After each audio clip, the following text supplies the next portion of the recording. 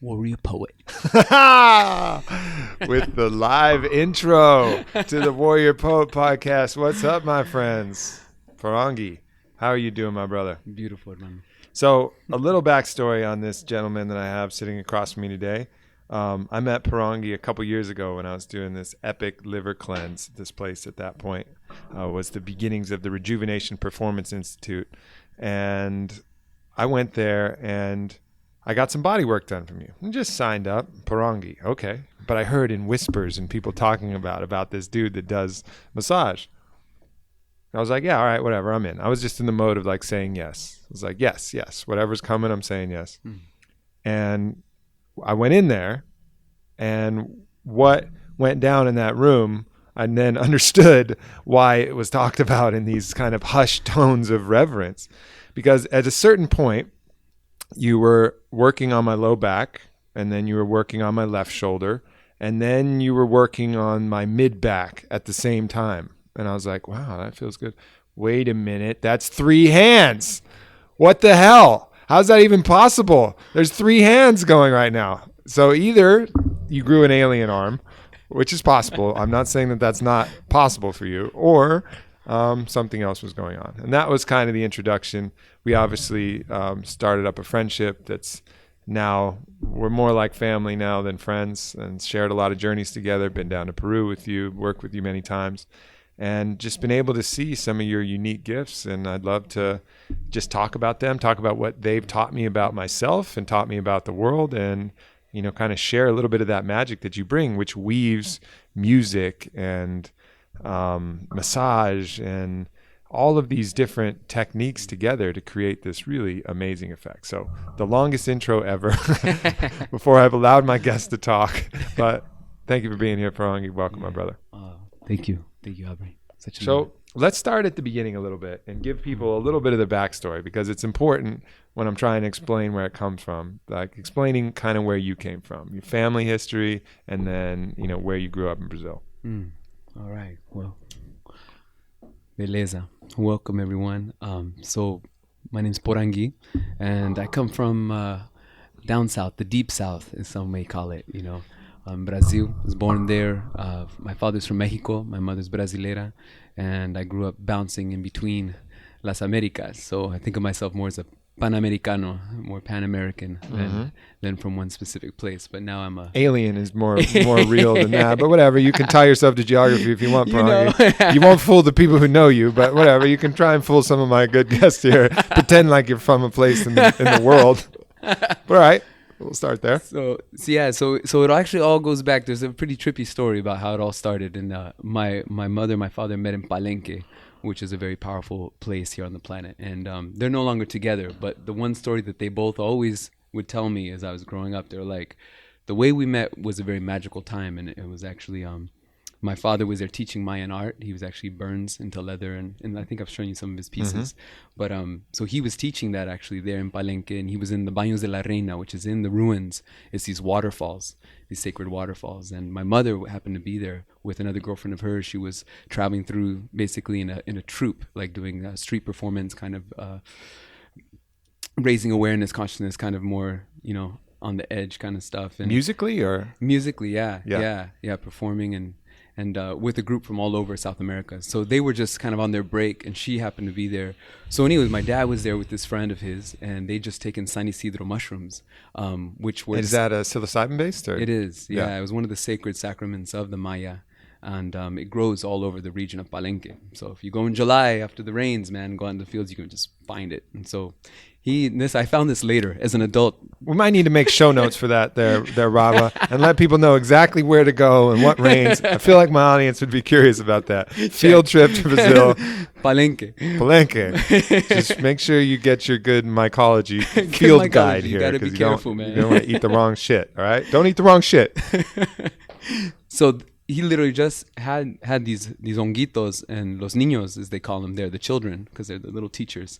And his friend was across the other side of this like river bank, and he's sitting there. Waterfalls, there's cascading waterfalls. They have Traventin, kind of like Havasupai Falls in the Grand Canyon. And so he's sitting in one of the lower pools, and he's standing next to this tree trunk, and his friend starts pointing down at the tree trunk and like in the water and like waving him, like getting his attention. And my dad said he looks down and he sees in the water, and what's swimming right to him, man, is this huge serpent, huge water snake, and it's like coming right where he's standing, right for him. Anaconda? Not anaconda, but another actual venomous water snake that's in that jungle. Yeah, in the Mexicano style. So it's coming for him, and he's like, what do I do? Like everything, medicine's just kicking in. He's like, okay, facing all my fears right away. Pachamama's like, what's up? And so he decides, okay, I think I'm going to get out of its way. I don't want to fight the snake right now. So he climbs up the waterfall to the next little pool up above, and he looks down, and as he turns down, he says he watches the serpent, and it goes right into that tree trunk that he was standing by, and it was like it's home, and it just slides right into it and disappears. And he's just like, his breath just takes, like, oh my God, he's facing death right intense. There. He turns around in the pool, and my mother is actually bathing in this pool, and that's how they met. And they both say the rest is kind of history, as they say. So was that the moment? That was the moment, man. When if you want to make an alien baby, it takes one part psychedelic mushrooms, one part cosmic serpent, and chance encounter with another individual, and just procreate immediately. Ever you find yourself in that circumstance, just have sex unprotected, no condoms, no nothing. Just go for it. You might produce an alien baby that'll benefit the world forever. All right. So I'm teaching you things. This is a very didactic podcast. So take notes, get your notebook, figure it out. All right. So understand, if you're in that situation, raw dog. That's it. That's my advice. So that's they both say that was like the magic of how it all began. Yeah. And so I ended up being born in Brazil because my mother, after they split up, he had to come back. My dad was in Arizona. That's why I'm in Arizona now. Yeah. And my mother went back to Brazil, and she found out she was pregnant with me. And then it was the whole journey of how to get us kind of reunite them. And so that was kind of the kickstart. And it's my whole life has been a ping pong between them and between Brazil and Mexico and Arizona and the Southwest of the U.S. So, as a result, it's been this epic journey of a lot of ceremony in various contexts, growing up with 3 languages, and kind of always asking the question, like, who am I? And why was I given this trippy name, Porangui? It's like, and it's because and last name McGrew, like of the Scotch Irish. So it's like, the Irish get around, as they say. So truly just being wrestling with who am I, and then now in retrospect being like, oh, I'm a bridger. I'm a shakaruna. That's part of the medicine that I'm supposed to carry. Is like, how do I bridge these worlds and understanding these different worlds? Yeah. And one of those worlds that you were in was a traditional ayahuasca church when you were in Brazil. So for those of you who don't know, there's a couple churches, the UDV and the Church of Santo Daime. União do Vegetal, Union of the Plants, and Santo Daime. Yeah. And they take ayahuasca in a predominantly Christian religious context.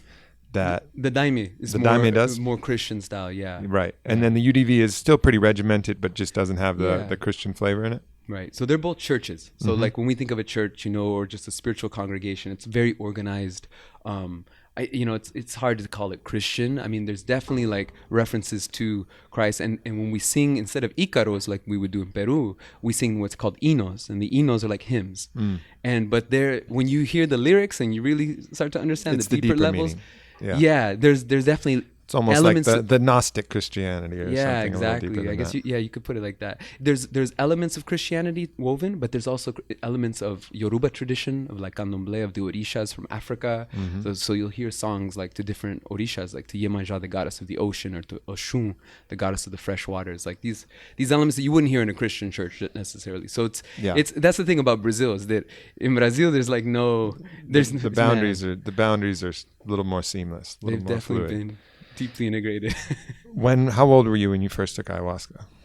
Oh gosh, my first experience with it was didn't come till later. I was in like 20 years old. Oh really? You didn't have any as part of the church, so you just got it kind of as like a contact high. Exactly. I've heard stories that people have taken it really young. Really young. Yeah, some kids who were there all the time, because my mother had already come to the States. She was studying. She came up and got her master's degree into bilingual education. Actually became a sun dancer. She was adopted by a Dene family in Arizona. and learn Navajo. That was her second language, so she was teaching Diné. That's not an easy language to learn. No, man. It's like the most difficult language to learn. That's why they were the code talkers in World War II, right? You don't just learn Navajo on a whim. You know, there's no Navajo Rosetta Stone out there. You know, that doesn't exist. Tim Ferriss doesn't know Navajo. You know, if you go up to him and he starts telling you about all the languages he knows, because he likes to talk about that, I love you, Tim. You know, sorry about that, but he doesn't know Navajo. No. It's he might now, actually. He loves challenges. And if he hears that I was calling him out. Tim, if you hearing this, I'm calling you out. Learn some Navajo. Check. So she was already up here. So I didn't get that. So in high school, when I was just in my formative years in the States, learning, really getting my English down, I was actually studying with Jesuit priests at that time. And I was at a Jesuit school, which was a real trip, because then I was getting this real strong Catholic kind of download. But the Jesuits are this branch of Catholicism that's very much Jedi training, you know, because their whole spiritual practice is meditation based, unlike any of the other branches. I mean, not to say prayer isn't a form of meditation, but very much so like Jedi style. So when I was with them, I was doing silent retreats, 4-day retreats in high school, like already then. And then I'd go spend the summer with my mom up on the res at Sundance and ceremony. How many high schoolers now are doing, I mean, even like a silent 4 hours, you know, I mean, it's such a thing. One of my big messages, I was even asked in an interview yesterday, guy kind of caught me off guard and he asked me, is this your message? I said, well, you know, I have many messages. He's like, well, what's your main one? And I'm like, well, shit. All right. If I guess I have to say something, it's be still. Like find stillness, and stillness is choice. And that's when you stop the momentum of your life and can actually choose what you want to bring in. But first you have to get still. Yeah. And all of these methods are ways to get still. And one way to get still is just shut the fuck up for a moment. You know, like not just stop talking to yourself, stop talking to your, you know, through your phone, through your text, through, you know, conversations, just be quiet, you know, and that's it. I mean, you can be by yourself and still be talking up a storm in your own mind, working through, pacing, thinking through things. Just stop talking for a little while. So that's another key aspect is as we're tracking this, you know, the etymology of Poranguy's life, like where it come from. Okay, periods of stillness, deep stillness. And that's something that I've noticed in all great healers and all great medicine keepers is the ability to be still. Because if you're the goal of a medicine keeper is to provide a tranquil place, like this placid stream, so that the other person's vibrations can come in and then you can decide what to do with them. But if you come with a tumultuous ocean, you know, and then it's just going to create more ripples either way. So all medicine keepers have to find that access to stillness, and all conscious people the same way. That's the thing you really notice about people when they're really plugged in. It's just like still. The space between the notes. Yeah, totally. That's why I say the healing power is in the space between the notes. That's always been, you know, that informs my music. That informs the healing practice. That informs everything. It's right. Like when we pause between the breath, what's the moment, right? As we finish the exhale or before the inhale, that moment of infinite space. And that's once we tap into that and expand that, that's it. Man. So then you blended that with some pretty, you know, traditional Western collegiate experience as well in the study of music that way. So take us through that chapter. Yeah. So kind of after that whole journey, when I finally kind of got stabilized here stateside, I got a scholarship to go to Duke University over in North Carolina. And I thought I was going to be a doctor at the time. Kind of had, you know, no one in my family had gotten to that level actually of academia. And so I felt, you know, like I need to do this right. I've always been called to the healing path. My grandmother was a healer, my mother. And so I've always been working with my hands and vibration in that way. And so I thought, medicine, I mean, that's the way. So I got into it, got into Duke, was doing the pre-meds track, you know, full on with the scholarship. And I thought, we're good to go. I did my first time interning in a critical care unit. It was actually a burn unit. Intensive care, and I was shadowing the doctor, and we'd go in there and I just watched these guys, and they would walk in, they wouldn't even look at this child. It was a pediatric unit, and these kids, you know, 3rd-degree burns all over their body, and they wouldn't even look at him. They'd look at the chart, you know, take a couple notes, and then they hand it to me and be like, okay, follow up with him, you know, help develop rapport, make sure you spend some time with him, and left.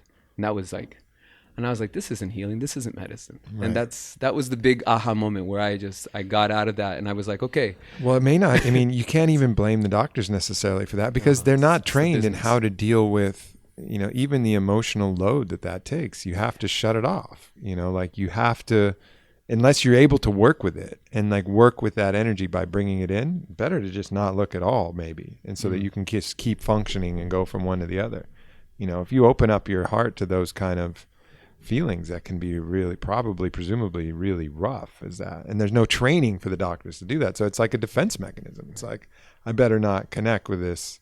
Not all doctors are like that. I'm sure there's some exceptional ones out there. We obviously know one that's like that. Yeah, we know some. But it seems like that's kind of like the system isn't built for that. The system is built for, fixing as much as you can with quickly, Treat symptoms. Treat those symptoms, get the next one out, And it's all built around the HMOs, I mean, that's a deep subject in and of itself, but it's twisted, the business model. I mean, consumer culture, it's woven its tentacles into everything. Sure. And it's beautiful and it's a curse. It's this interesting paradox. But you decided that's not for me. That's not for me. So I actually got into neurosci right after that. So then I started studying. I had a good friend of mine who was he was a neuroscientist doing his postdoc at Duke, and he was actually also capoeirista. So we used to train capoeira together. Mm-hmm. And he was like, "Man, come work with me in the lab." So I started working in the lab with him and doing really. Can you give us a little capoeira on your instrument there? A little capoeira. What's the little beat? Yeah. Give us a little beat. If everybody wants to Jenga at home alone.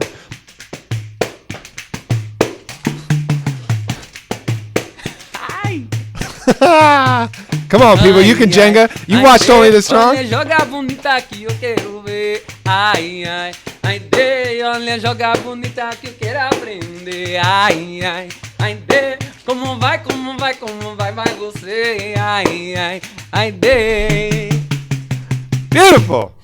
Beautiful.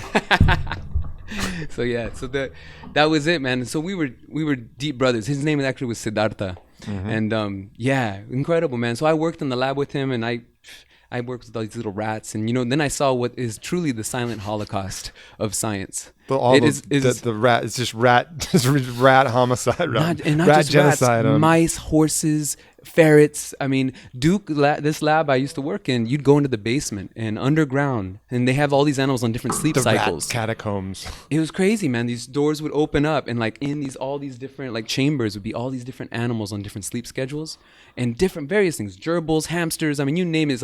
It's a zoo.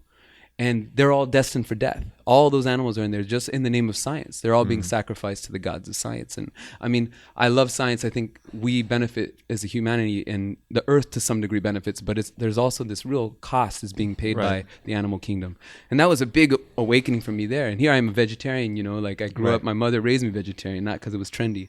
And here I'm like, I got to kill all these animals. So part of our process, we were studying the brain and learning, and how learning is deeply processed into the brain and deeper cycles of sleep. And so we would sleep deprive these rats, have them do these different tests, like run a maze and different experiments. And then we'd have to kill them at a certain point in the test after 6 weeks. And it's like, you have to inject them, you gas them, you inject them. So it's real humane. And then you have to put them in a guillotine, chop their head off, a little rat guillotine. And we're not talking jujitsu, people. We're talking French Revolution. Straight up. We're talking Marie Antoinette style. Hardcore, man. Little like guillotine. I mean, with a little lever, the whole thing. And then you have 3 minutes before the neurotransmitters break down. Like a bagel slicer, people. Like a bagel slicer. I hate to say it. Sorry if anyone gets queasy with the stuff. But believe me, it was hard for me as a vegetarian doing all that, right? And so we would have to get their brain into deep ice, basically, put it into cryogenic freeze before the neurotransmitters break down. And then my job as like the lowly intern was to then put it into this giant cryogenic meat slicer and make, these nanometer like thin cross sections, sagittal cuts of the brain.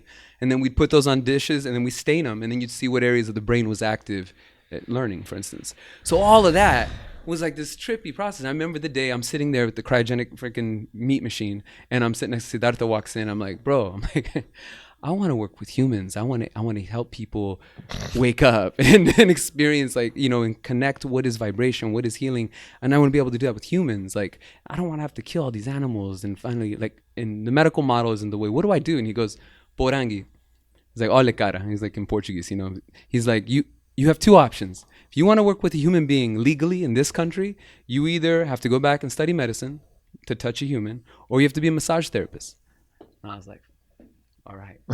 It became really clear to me, man. Yeah. And that's when I jumped into and got my license as a therapist. And the rest has just been an evolution since then. That was 12 years ago or so, man. Wow, that's really interesting. Well, and you did pick up some other things that I think you mentioned from the school. You talk about one of your favorite instruments is the didgeridoo. Totally. And you've talked about some studies that you became aware of where playing the didge will actually cure sleep apnea in a lot of different cases. Like a lot of cool scientific things that you kind of discovered along that path. So even though it wasn't ultimately the way, it was an important part of the way. Huge part. I mean, it gave me the chops to be able to know how to do research, how to really look at things critically, how to really question things. There's a lot of people who work in the more unseen sciences or like the healing arts. And, some people call it, like at the far extreme, you have the real subtle energy work, subtle body energy work that is almost woo-woo or like, too new agey. And I've been there. You know what I'm talking about, I've sat there at those tables where they're waving shit around and they've got crystals and copper bracelets up to their fucking throats and not shit is happening. I mean, there's nothing going on, So there's this full extreme, and then there's the other end where it's just like straight up, like if you cut it, it doesn't bleed. You know what I mean? Like It's just the hard. So there's this our masseuse named Carl. Exactly. Carl is a good masseuse. He gets in there, he pulverizes muscles. Muscles are not the same as they were when they came in, and that's good. There's a place for that. It's better than somebody rubbing an amethyst on my butthole. I'd prefer a good deep tissue massage, some myo-fascial, but there is something else. Yeah. There's this third way. And, maybe even hard for people as we get into this, it's going to sound like, what the hell is Aubrey talking about? He's lost his fucking mind. But I've been there. I felt it, and I'm committed to being honest. And then, so I'm just going to explain, what I've felt in that experience. But how did you start to did you have a teacher, or were you kind of self-taught, just kind of by seeing and working with it that way? Yeah. So as I mentioned earlier, my grandmother actually went back in her later years, and she had a full career as a teacher. She was a bilingual teacher in Spanish and worked in inner city with inner city kids in Phoenix, Arizona, and for a long time. And she was always my inspiration. She was always the one who stood there. Like, she was the one who pushed me to go to Duke. And before I even went to Duke, I went to China. I got a scholarship to go there and lived in Beijing for a year. And she's always been the one like pushing me. It was always my grandmother. And so she went back after she retired and got her license as a therapist, and actually went back and decided it was time. And she always had powerful healing hands, and I always knew that as a child. She'd always lay her hands on me. And then it was like she went back and got that training. So do you think that, because I've noticed some things, when I've felt something, it's almost imparted a little bit of that gift upon me. Not that I can do what you can do, but I'm a hell of a lot closer now that I've felt what you can do to doing it. And there's been other people who I've experienced some gift that they have that has been able to kind of teach me this other way. So do you think from a very early age, basically my question is, was it passed genetically? Is this something that's in the bloodline, or is it just something that it's a gift that's been cultivated that gets taught by the application of it? It's a great question. I feel like it's a little bit of both. And I think there's a third component, which is there's a level of, there's other beings, the unseen dimension. There's the seen and the unseen worlds. And I really believe at this point in all the experiences that I've had till now and the lifetimes is that there's definitely other beings that are working with me and through me. There's only so much that I do as in my monkey suit. And then there's a level at which I literally just have to get out of the way and allow the work to be done. And so it's more about creating the sacred space, the container, which is really where the magic happens. And then I think that's like analogous. But that still is, and that's exactly the right way to look at it, and exactly what's happening. But the skill is in then creating this space that allows these beings to come through. It's not like they come through with everybody. I mean, the amethyst butthole rubber is not getting beings coming in, and and you're not feeling scary beings. Yeah. There's those sodomizing forces in mass. You want to stay away from those. But and when you say that, this already might be sending people off like, what the hell are they talking about? But when you're there and you feel it, I remember in this last session that we had, and so let me just set, it's about time to set the stage, right? So traditional massage table, and then you surround it with your own instruments, and sometimes the massage table itself becomes like a speaker so that you can play music through, and it's music that you've created or cultivated or specific vibrational sounds and things. And on one level, it feels very much like a traditional massage. You're doing a lot of things by manipulating the body and moving the body and pushing things around. But then there's this whole other layer that's happening on top of it. And it took me till this last experience with you where I really realized what you're doing. And what I realized was that there's a reflection of our body that's in the energy form.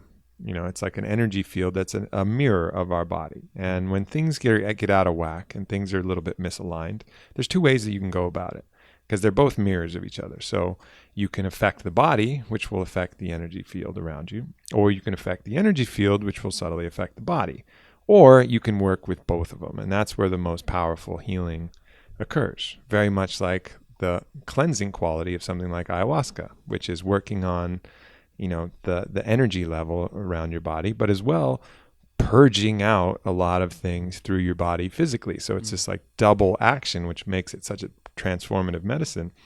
Your medicine is doing the same. You're working with vibration, sound, your own energy field by indirectly manipulating the energy field that's the mirror of our body, as well as working with the body to affect the energy field in both ways. Would you say that's a fair representation of some of what you're doing out there? It's great to hear it articulated. Yeah. I mean, I'd say it's in the zone for sure. Yeah. Of what's happening. Yeah. I think there's so many layers to it, and there's layers to it. It's not just when we talk about the manipulating, right?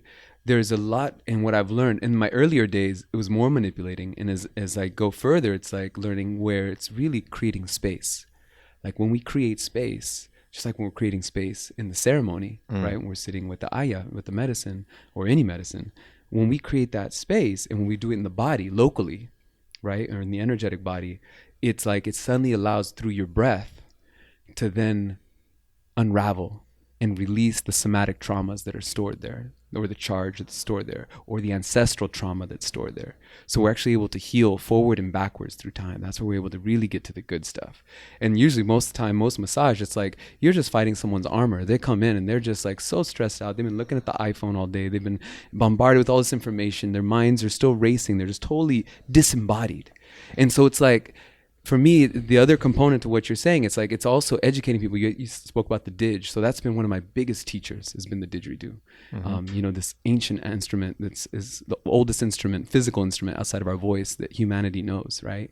And all it is a tube, and it's just extending and enabling us to do this thing called circular, or I like to call spiral breath. And what is that? It's this infinite breath, and it's like touching into like the loop player. Before there was a looper, they were already looping, with the didge.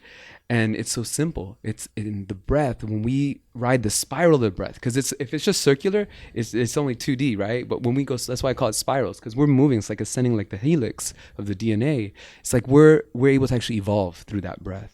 And it weaves all the way back 7 generations, all the way forward 7 generations. And so as we're healing in that moment through your breath, and as me as the therapist connecting to your breath, it's like we can go into the spaciousness, into that pause between the breath. Yeah. And then access what's going on. You lost 90% of us at that, okay. that thing. So I'm going to go back to the space, and then we'll bring in the breath, right? Because you went too fast, even for me. So, all right. So when you're talking about creating space, a good way to visualize that I just kind of thought about, like imagine your body comes out like a memory foam of like the ideal body, like what your body is capable of being. And that memory foam is different for everybody, but it follows a general blueprint. And then all of these traumas and these different ways that we work our body creates like indentions in the memory foam, so that these things are a little bit not quite the way they would be, if they were expressing their natural, truest form. And the creating space is not necessarily pushing it, molding it like a piece of clay into something new. It's saying, here, let me take this pressure off this one section. So this memory foam, which knows what it's supposed to be, knows what its blueprint is, can return to its regular form, and just allowing the space to allow both the body and its mirror, the energy field, to return back to that space. But one of the tools that's really important in that is, using like a rudder is our breath, and that's just one of like the mechanisms that allows you to form that connection and allows you to do the work, is to track in with the breath. Yeah, and the breath is like, that's everything. It's like the beginning and the end and the middle is all happens in the breath and the unfolding of the breath. And so that breath, which you just did, is exactly it too. Like, as you know, in our sessions, it's like exhaling in through the nose, exhaling out the mouth. And there's just something about when we breathe in like that, the aperture of the mouth is so much larger than the nostrils. So exhaling out that mouth, that sigh breath, is just like releasing all of the weight. Just like letting that all melt away, literally surrender. And that's the key, is that surrendering. It's like when we put our weapon down and like, that's it. There's nothing else. Yeah. And when we do that, that's when the body unravels. That's when those things we've been holding, those patterns, a lot of times they're patterns. So for instance, like you're talking about this memory foam suit, right? So you're this 5-year-old kid, you're in the back seat. Your parents, the family car, you get into a car accident, you get side hit. That memory in your body of that moment, you may have been like reading a book or playing on a phone or something, and all of a sudden that's ingrained, that pattern is now in your body, even though maybe you didn't break a bone, but the impact and the sounds and everything was imprinted. The amygdala, the hippocampus, it all memorizes that, and it actually doesn't get stored just in the nervous system, it gets stored in the fascia. And that's where a lot of people don't, you hear this word myo-fascial, like what is that? It's a really fancy word. All it means is it's the connective tissue. It is the web of our body. Like literally, if you've ever seen a chicken breast, and I'm a vegetarian, but I know chicken breast, right? And you pull back that skin, there's that layer outside of the muscle, that's that kind of rainbow colored layer that's real thin, that you cut it and then all of a sudden it pulls away and then there's the muscle. That's the fascia. And that webby stuff, that's sort of that thin layer, it wraps everything. It's what holds all our organs from gravity making, our stomach fall into our ass. It's what holds us together. No it's offense if your stomach's falling into your ass. Yeah, no offense. It's okay. It's just you can work on that. I'll work on that. Hit the gym. But you get the idea. And so, and literally tendons and ligaments are just dense parts of connective tissue. Right. So there's this term that's used, this brilliant term that was Buckminster Fuller came up with, called a tensegrity structure. What a great name. Right? Buckminster Fuller. Right? So bunky balls, right? Like a soccer ball, that geometry. Well, this tensegrity structure is literally this idea that our bones, when we look at like a typical, anatomy lab and you see a structure like a skeleton, that what's holding it together? It's all those little metal pins, right, that you see that's keeping all those bones from just being a pile of bones. Well, the truth is that the human body, we're a bunch of bones floating in a sea of web connective tissue that's just holding it. It's just like straps moving in all dimensions. And so these straps, and what we've been discovering recently in the last 5 years, literally, is that fascia remembers things. So it's stored, these different traumatic experiences are literally stored in the fascia. Also pleasurable experiences. So, but it's all stored. It's like a memory. It's like the embodied memory. And so you access that memory and you can unravel those old traumas through the breath and spaciousness. So that's really the underlying kind of level of when we get into that energy work. It's super subtle, and medically it's being proven that it remembers. Like there's electrical charge in the fascia. And what's happened in classical medicine is that when you go, and I was, took anatomy, lots of anatomy classes, is that what do? When you see a cadaver, they've cut all the fascia away. When you look at a Gray's Anatomy book, you're looking at just the muscles. They cut all the fascia, so they dissected the body. And in dissecting the body, Western medicine missed the whole fucking point. Excuse my language. But it's that... We say fuck a lot. You do? Okay, good. Yeah. Orale, pues. Just say fuck. Chinga. We'll get it out of the way. So, we just get that out there. That's cathartic. Yeah, sure. So... So really, we screwed it up because we missed the whole point, which is the body, it's all about the fascia. It's the connectivity. It's the connective tissue. It is the web. It is the internet of our bodies. And we've cut it away in medicine. So now, only recently, is Western medicine being like, oh, shit, I think we actually missed something. And a lot of our sickness and ailments is actually stemming out of that. So you go see a chiropractor. Chiropractors are great. They're going to crack you back into shape. But the problem is that you're going to pop right back out because everything that's holding those bones there is still in that old habit formed pattern from the trauma. And until you address that, it's just going to pop. So they have clients forever. They're going to be making money for a long time. Right. So it's the fascia. It's also, the muscles do play a part in that too. When the muscles are over tightened, and that's it. People ask me about chiropractors and I say, yeah, there's a specific instance where there is a skeletal misalignment. Something's caught and something needs to get Oh, Yeah. whew. Yeah. Thank you. But a lot of times it's just we build these muscular imbalances, too much bench press, too much quad dominance over hamstring dominance, Right. too much these things rotating our shoulders forward. Sternocleidomastoid, Pulling your neck down back. forward. That was a bad one. I'm working on That's that the one one we work constantly. on a That's lot one we with work you. on all the time. Yeah. And so even if I get my neck pop, my neck's going to go right back to that spot because the muscles are that tense. You got to work with those, work with connective And tissue. the fascia's holding the fascia. Yeah. Yeah. Because see, that's the other piece is that, the muscles may have there may be scars, real scars in the muscles, but everything that definitely scars, no matter what you do, even an injection into you, just an injection creates scarring, not only in the muscle, but in the connective tissue. And I only inject right between my toes. Well, Yeah. it's crazy scarring in between your toes, Aubrey. It's that's just where I go with That's why when we my spread your heroin. toes. My heroin. I don't do heroin, people. I'm just joking. I don't inject between my toes. He doesn't. I've seen his toes. But that's really what's up. And so as we address the muscle tissue, it's like you always remember that the muscle though is being held by the connective tissue. So if the connective tissue is restricted, it doesn't matter how open your muscle, how Right. long or how strong your muscle is, you'll never have that full range because the connective tissue is literally like a noose. It's like the shirt. So if my shirt's like a wetsuit, this, yeah, man, like you're trying to move too your tight muscle wetsuit, in like that. one of those bench press shirts. I don't know if anybody's tried on one of those bench press shirts. It helps you bench press an extra 30 pounds, but like rotates your whole body like super forward. Like then you stretch it back out with the bar, and then you press even more. That's really important for the monkeys to be able to do that. That's like super. It's like a super important measurement tool for monkeys.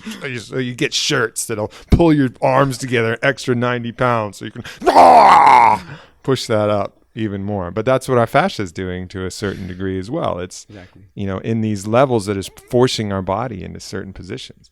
So that's why one of the things that you do that's a little different than a lot of other massage, even most myo-fascial, is you'll take handfuls of skin and you'll start pulling on the skin too, like Which is fascia, like working the fascia directly as well as working the muscles, not ignoring that layer. Yeah, so really the approach, in the way I see it is you want to unwind the myofascial sheath, right? What's wrapping everything. Mm-hmm. Once you've got that unraveled and opened up, then now we can actually get to the muscles. Because until that, you're basically, when people just go and do deep tissue, like, I don't want to say this is a blanket statement, but like as a generalization, it's like you're just going in there and you're running through everything. Kind of like you were saying, it's like you're blasting through it all and you're actually introducing more scarring, more trauma. So the body's even like, and so it's actually in that, what are you doing? Are you breathing or are you going... I'm clenching my butthole. You're fucking clenching your butthole with that amethyst, right? So it's like, and that defeats the whole purpose. That's actually like the total opposite of what we want. So unravel, let the armor come off, unwind the armor. Once the armor's off, now we can get to the good stuff. Right. And then once we get through that, then we go to the energetic body. Mm-hmm. And that's when the really good stuff happens. Because that's when we start healing stuff that connects to like, where's the feminine and masculine in our body? What's going on? Where are we just like trying to make up because we didn't have a good relationship with our father or a good relationship with our mother? And how's that now playing out in our life? And that's where it gets into a psychosomatic level. Sure. That is almost psychology, really. But that's not my job. I can't say that I'm doing that. I'm just holding space. You're just creating the space for that to go. And you see it all the time. I've talked to probably over 50 people that have been, in session with you. And a common thread through most of these sessions is that at certain points, they'll break out into abject hilarity, just laughter. And it's not because you're tickling them. It's because something released, some pleasurable memory, some really cool thing that happened that was remembered there. And then at other points, they'll break into, deep, cathartic sobs, and these different emotions will run through as you're working through that. And that's something, it's not like you go in and you're pre-warning people like, hey, you're going to, planting the idea like, hey, you're going to cry at some point, you're going to laugh at some point, and then they're just going along with like, this is happening independently over and over again, which has provided this. And I've felt that myself, not as much now. We've had enough sessions that you've popped most of those psychic zits, so there's not a lot of that. So my experiences are a little bit different now, but that's just a common thread that you see through that. But I've felt that even in so you know, for people who don't know, Porangui was out here doing an activation with Black Swan Yoga, where he's providing live music with yoga. And that's a great tool too for de-armoring and connecting with breath. I mean, amazing. You're stretching both fascia and muscle. You're connecting to breath. You're pushing through. So it's really doing a lot of the work for you. And then with just the music alone, you finish off in that shavasana, in that final meditation. And you brought that flute in yesterday. And I just started to tear up. And I had no idea why. You know, I was feeling great. I was like, oh, this is great. And then you start playing the flute. I'm like, and I'm crying now, and I'm crying now. This doesn't make any sense, but I'm going to go with it. Yeah. You know, there's something that vibration, you know, just unlocked to a certain degree. And then, so let's talk a little bit about the vibration element, because that's the other level then. Right. So, you know, I think if you read like Jeremy Narby's book, you know, he talks about how all, you know, cells and photons, they can be expressed as light, you know. Photons are light. Cells are light. We are light. That's like a scientific fact. But, and the other part, we're also movement. Every one of our cells, even a rock, is moving. All the atoms are moving in that. So we're movement. And with movement is vibration. You can't have movement without vibration. So we are, and I think there's these terminologies that get used interchangeably because we are light. Yeah, so the light body. That's true. But we're also vibration because we're constantly these cells that are moving, that are at a vibration. So we're both at the same time. It's kind of like quantum physics, where if you're looking for a particle, you see a particle. If you're looking for a wave, you see a wave. Well, how is that possible? Well, because it's both things. It's both things. So we're light, we're vibration, and we're matter. That is what matter is. Matter is both light and vibration. You know, and so vibration and light. I mean, you can use light as a tool as well. Yeah.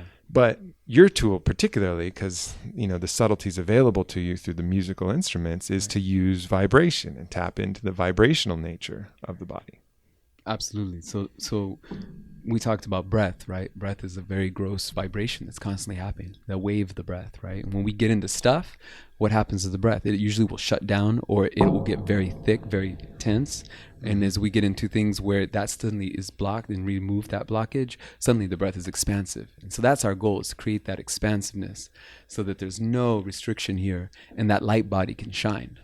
Yeah. And that's really kind of in that sense. Now, on the vibrational sense, as far as sonically speaking, and which is kind of the domain that I've, you know, this lifetime around has been the medicine I've been also asked to carry.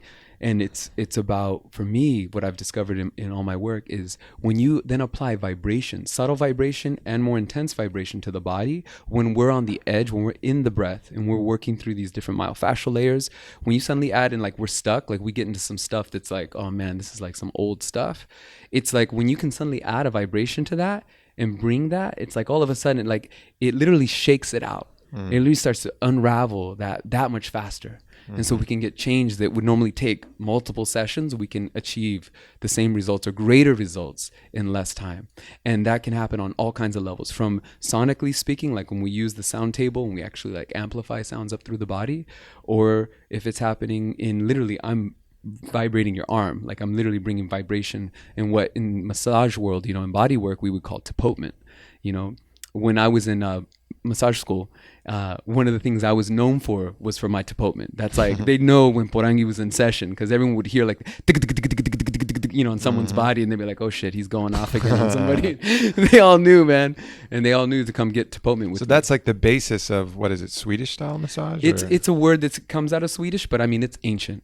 It's like being able to play the body as a drum is so primordial, and it moves so much because you bring circulation, you invigorate, all the lymph starts to flow. It's like, yeah. And so that's a big part of my work, is I've talked to you in other realms, is helping us to remember that we're bodies. We're these bodies are drums. These are instruments. They're meant to be played, not to just be, you know, abused and walked around in and, you know, treated like a monkey suit. But it's like, this is an instrument, you know. You can make all kinds of sounds with this incredible instrument. And so, in remembering how we're expressive beings and giving permission to be expressive, we forget that. Right. It's so basic. So a lot of the work that's done on the table in a session can already be achieved and already be more deeply ingrained and amplified in our daily practice when we remember how to express ourselves, how to move as a light body, how to be vibrating and more vibrant in everything we do. Mm-hmm. So there's a lot of takeaways from this, and I want to start, giving people some of them. And so some of the things that I've gotten from you is, let's talk about breath, because that's something we can all practice. You don't need to go see Porangui in Sedona or anywhere else to get that. That's something that all of us can do. So one of the things that you were, teaching me in the process of is that circular breathing. But also just, so take us through some breaths that people can do. And, yogis talk about this. Breath is such a tradition that spans everything. But a few takeaways on what people can do to advance their own breath practice, adding more diaphragm breathing in general, and then taking it to the next level, which is the master teacher being like circular breathing or spiral breathing, as you were getting into earlier. Yeah, totally. So, there are many breathing practices and yoga practices, fire breath, various things. I think one of the ones, if to hone in on one that is like therapeutic right off the bat, is to really work with the belly breath. So the Buddha breath, breathing in through the nose, filling up our belly, literally let it expand. Don't exhaling out our mouth. And why is that so hard? Right now you might try to do that and you're like, and you get this shallow breath. And what happens, and this is my theory, is that at some point Aubrey was, this 5-year-old kid, you're on the playground, man, and some kid walks up to you and fucking like hits you upside the head and you start crying. And he's like, why are you crying? What are you, a little girl? And what do? He says, suck it up. And what do? And what do? And we walk around as this like macho sucked up for the rest of into our adulthood. And that's like how men, we're not allowed to cry. We're not allowed to be sensitive and to feel this soft, vulnerable part of who we are, this feminine part of who we are, which is part of our wisdom. It's our gut intuition, our connection to source, right? Mm-hmm. Connection, literally the umbilical cord, right? Through all our mothers, mitochondrial moms, all the way back to source. Mm-hmm. And so we can't feel this. So we literally divided it. And so we're walking around puffed up and like macho man. And same happens with the girls. So little girl's out on the playground, right? And she shows up to school, and this other kid says, this little boy, punk boy, is like, you're fat. What does she do? Sucks it up. Push out her breast, stick out her butt. Has to be this iconic thing that don't ruin sticking out your breasts and sticking out your butt. Porangui. You're Brazilian, for God's sake. It's there, baby. It's there. If you're breathing from your belly, it's still there. You got to balance the two. Yeah. But that's, and so 99% of every client I've ever worked on, whether they're 12 years old or they're 80 years old, this has been like a common thread I've seen. I can't tell you how many people is that we're shut down. So the first part is learning this. So this is the breath. Breathe into our belly, right? Feel to the dantian. Go to the belly button, go 2 fingers below, and then feel that point. And you want to push that point out as you breathe in through the nose, and then exhale through the mouth. And let the exhale be uncontrived. Let it be uncontrolled. Let it be that sigh. There's already pressure built up, and then just let that naturally exhale. That's the key. And keep working that. Give it a sound. Just give it permission to have a sound. It doesn't have to be this like controlled thing at all. The less controlled it can be, the more therapeutic, the more powerful. Right. And then you'll start to feel things just like go. I think, your explanation was part there, but I also think part of it is that stress and breath are so closely related, both the breath can create more stress, or the breath can create less stress, or stress can create a certain type of breath. And so many of us are so stressed out. And when you're stressed, chest breathing is the breath that associates with stress. I think there's even been, clinical research that's shown that it's not possible to have those levels of stress when you're doing proper diaphragm breathing. It will unwind the stress. It's not possible. If you continue that for a while, the stress will alleviate, the physical stress. You may still have some mental stuff, but that starts to go too, and so we are carrying so much of a load, and sometimes we try to unload that purely, with our own minds, like, the mind's loaded, let me unload the mind. Well, why not use, this tool that we have available to us called the breath, and stop worrying so much about the mind. I mean, that's the basis of so much meditation, is just focusing on the breath. Why? Because that's the tool that can unwind the mind. It's the gateway. That's the gateway. Exactly. So Vipassana meditation, it's all around breath, right? That's what you study. 10 days of breathing and sitting in silence. Kundalini, Vipassana, whatever. I mean, different styles. Kundalini, you're drawing this breath up from the earth, like up through your whatever that thing is you squeeze in your taint, and then all the way up through your head and back down, the front side, and at least in the visualization that I was given for the Kundalini. But then Vipassana is focusing on the sensation of the breath as it right past through your nostrils. Yeah. All of these different and then tools. expanding it to scan the whole body. But it's always the gateway is the breath. That's it. Because it's think about it. It starts and it ends with the breath. No matter who you are, no matter where you come from, if you're a human being walking on this earth, it all started when you took your first breath, and it's all going to end when you take your last one. Not all. What? This part of it. This part of it. You know what I'm saying? Yeah. This part of this experience for sure. For sure. And so that's so it's just for me that's a reminder of like so mastering the breath. I don't know what else you want to master. At the end of the day, it's like if you don't master anything else, you should master the first and last thing you ever do is to bring it your awareness and really cultivate the breath. And that's where we get to the Dij. I mean, the Aboriginal people were that's the PhD. That's the PhD, but it's really accessible. And I always try to tell people that because I went through the journey myself. When I learned the Dij, there was years that went by. Exactly. There was years that I went by that I thought, I can't play this thing. I was gifted a Dij, right? It was an Indonesian one, like a tourist Dij. And a friend gave this to me in college when I was at Duke. And I tried to play that thing, and I could get a sound out of it. But there was no way in hell that I was going to get that thing to circulate, like to keep going. I'm like, how? And I gave up. I was like, I think Aboriginal people have another gene. And it's like, this is like a unique thing that you have to be the oldest people on the planet to be able to play this thing. And I put it in the corner, and it was a nice tourist, just like a nice piece of art in my house, right? And years later, literally like 5 years later, I'm back in Sedona, of all places, where I live now, right? Where we live now sometimes. And an old brother of mine, old friend from Brazil, he was actually making Dijs out of agave, which is the ones we play from the desert, right? The agave. I have one of his. You have one of those, exactly. Yep. So he was making them, and he's a Brazilian, he's a drummer, and we used to play together. We started actually my Brazilian groups. He was one of the founders with me of Liberdade in Phoenix, and he's playing it, and he's just like, I'm like, dude, if you can play it, I know I have the genes to do that. So I'm like, okay, so what am I doing wrong? He's like, well, let me see your Dij. And so he gets, he's making them now.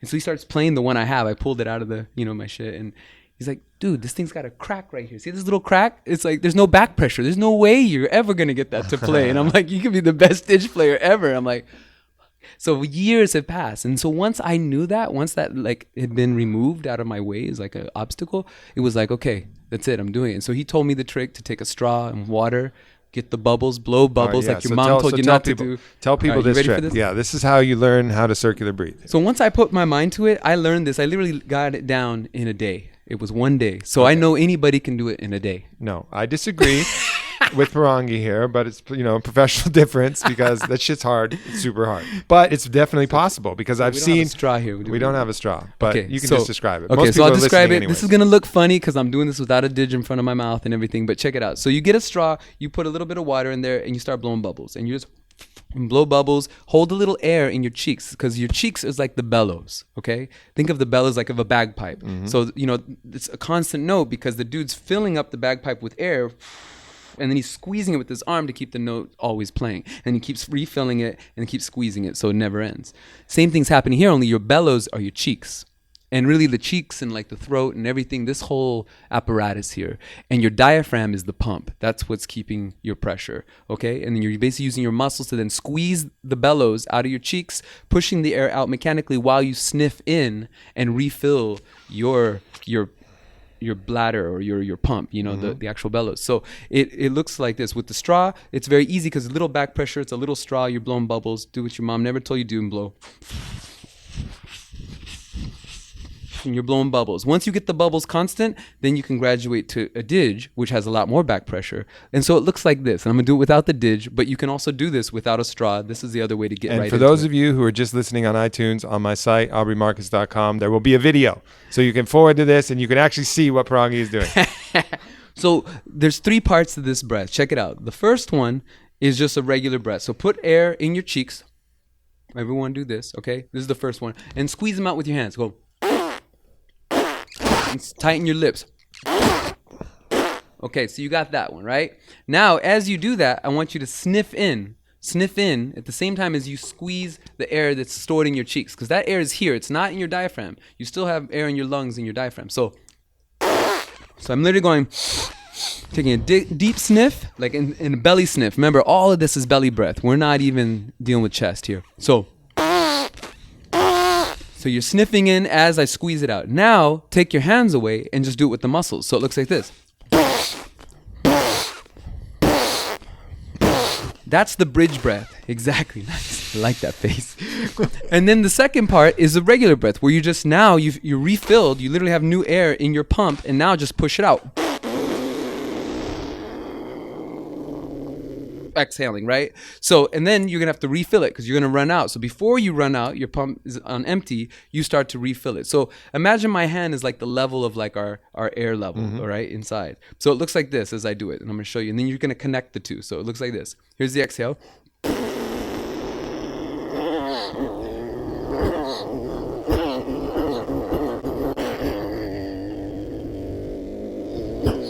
Porangui can do this forever. The never-ending buzz, the never-ending brumski. So with the dig, it sounds much better, and it doesn't look as ridiculous. If he ever has a child, he can give it a 1 hour continuous raspberry. It won't even know what happened. It'll be like, this isn't even possible. How rude. And the ladies like it too. I won't lie. Oh yeah, secrets. So another reason why men should do it. What's not up, to mention, Maxim Magazine? You want a new tip? Not to mention, you if you snore, you'll stop snoring. And that's probably one of the biggest, like, just side benefit, right? There's actually been medical studies. There's actually a clinic in Germany that does this. People who have sleep apnea, what are your choices? Surgery or sticking a device in your mouth, right? And having to sleep every night with a device so you don't suffocate. Instead, if you learn dig, and not even circular breathing, just the act of blowing, it strengthens the epiglottis, all the connective tissue, the fascia. It actually tonifies. And then you stop snoring. It stops closing the hatch so that you and literally choke on yourself. And man, that you get more oxygen, you're more awake, you're more alive just in that alone. Not to mention, when you play the dig, you're literally resonating every cranial bone. Your optical nerve is vibrating, like, and not to mention what you're doing for others if you play to other people.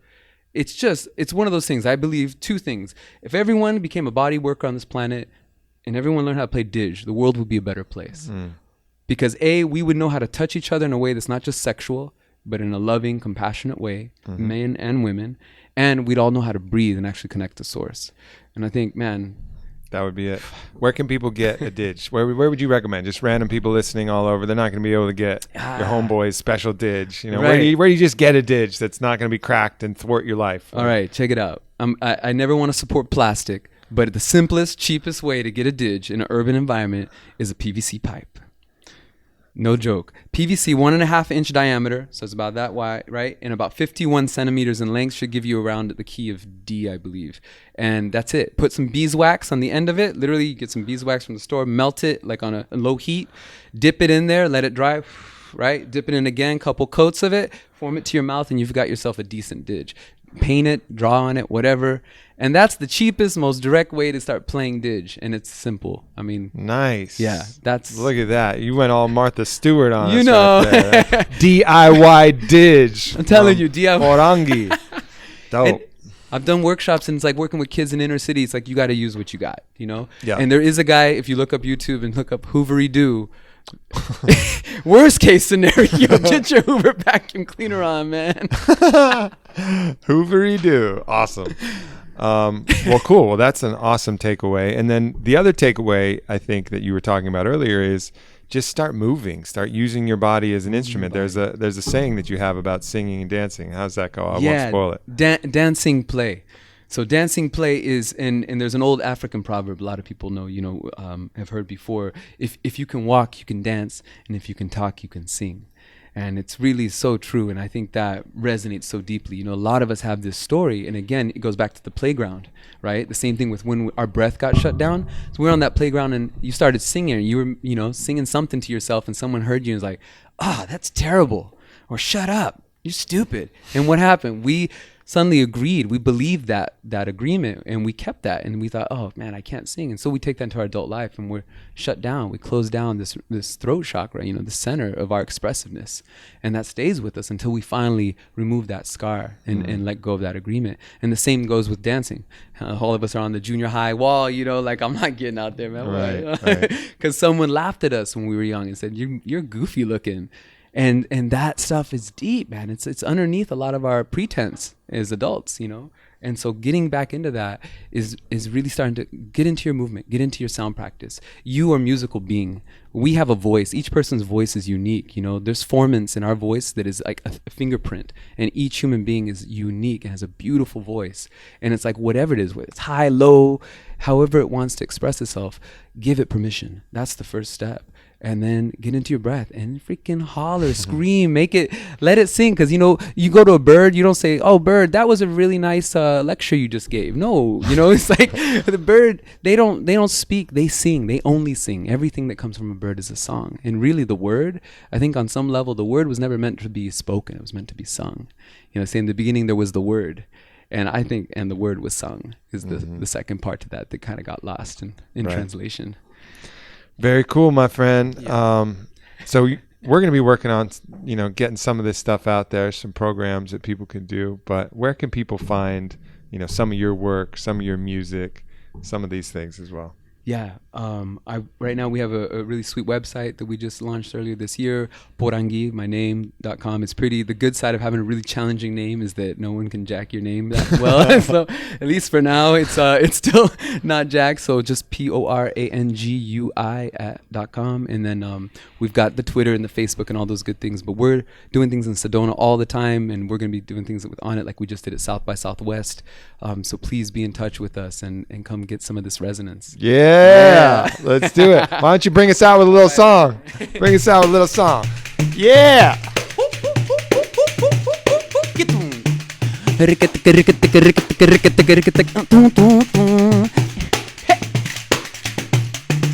São 7 machado com 18 caripina, cortando madeira fina pra fazer metabuá, cortando madeira fina. São 7 machado com 18 caripina. Tava no crato do crato para Monteiro, de Monteiro para o crato do crato pra Juazeiro. Tipo do crato eu voltei para Monteiro, de Monteiro para o crato do crato pra Juazeiro. Warrior poet, y'all. Thank you so much, family. Thank you, my brother. This was awesome. Love you guys. I'll be traveling a bunch, but I'm going to try to get some more of these podcasts out here soon. Thank you. Bye-bye.